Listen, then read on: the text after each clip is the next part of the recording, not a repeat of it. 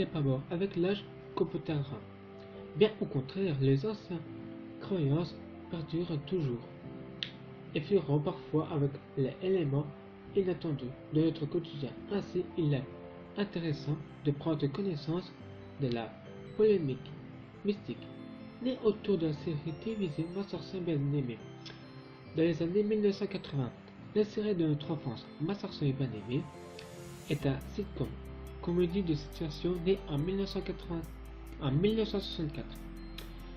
La fille est bien connue mais aussi une jeune sorcière Samantha qui tente vraiment de considérer ses pouvoirs magiques avec une vie de femme normale.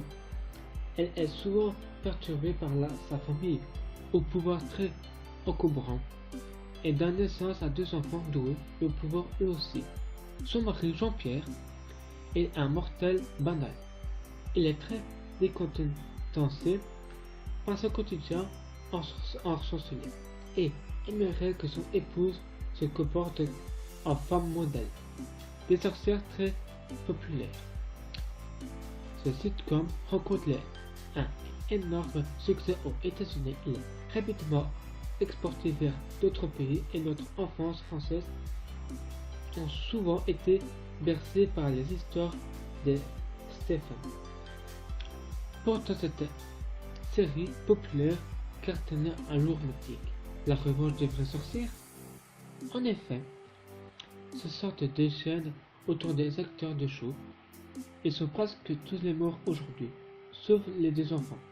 Tous les têtes d'affiche nous ont quittés à la soixantaine.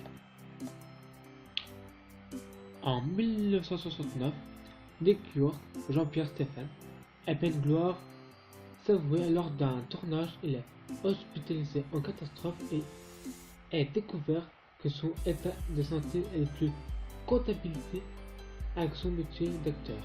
Il décède quelques années plus tard à l'âge de 63 ans.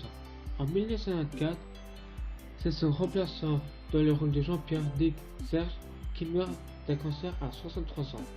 Samantha, la vedette de la série elle-même, n'est pas épargnée. Elle ne dépassera pas non plus la soixantaine. Elizabeth Montgomery s'éteint à 62 ans et les autres enterront la détestable belle-mère de Jean-Pierre, elle aussi emportée par le cancer à 67 ans.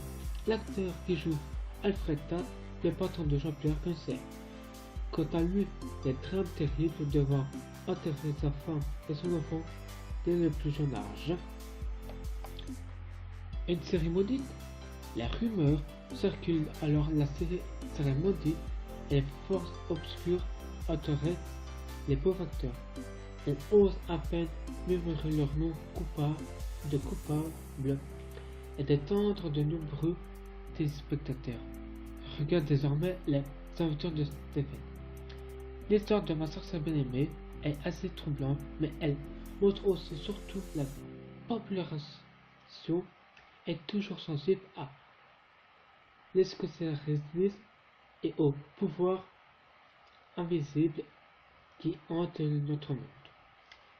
Si cette vidéo t'a plu, n'oublie pas de liker, commenter, partager et moi je vous dis à la prochaine. Ciao!